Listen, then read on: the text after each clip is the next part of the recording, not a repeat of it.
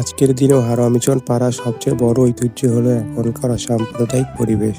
বর্তমানে এখানে মুসলিম, হিন্দু এবং খ্রিস্টান পরিবারের সংখ্যা বাড়লেও তাদের মধ্যকার পারস্পরিক শ্রদ্ধা ও আন্তরিকতা একটুও কমেনি।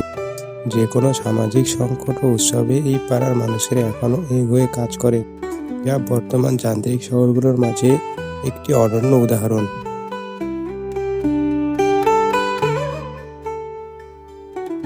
বর্তমানে 25শে ডিসেম্বর ক্রিসমাসের সময় পুরো মিশন পাড়া পুরো নীলফামারী শহরের অন্যতম প্রধান আকর্ষণে পরিণত হয়।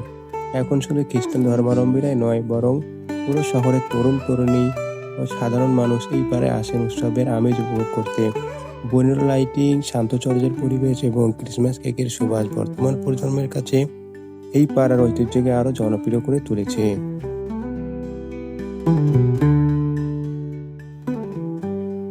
এক সময়ের মিশন পরিচালিত স্কুলটি এখন হারোয়া খ্রিস্টান মিশন সরকারি প্রাথমিক বিদ্যালয় হিসাবে এলাকার শিশুদের শিক্ষার আলো ছড়াচ্ছে।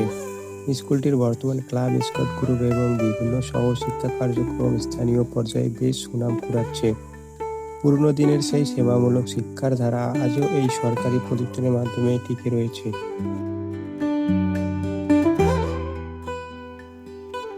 শহরের প্রাণকেন্দ্র বা সরকারি কলেজের এত কাছে হওয়া সত্ত্বেও মিশন পাড়া এখনও তার চিরচেনা শান্ত ও নিরিবিলি পরিবেশ বজায় রেখেছে।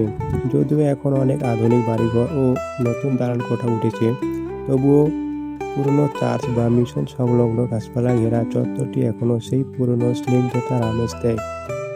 শহরের কোলাহল থেকে বাঁচতে স্থানীয় অনেকেই এখানে এই এলাকার শান্ত রাস্তাগুলোতে একটু হাঁটাহাঁটি করতে পছন্দ করেন।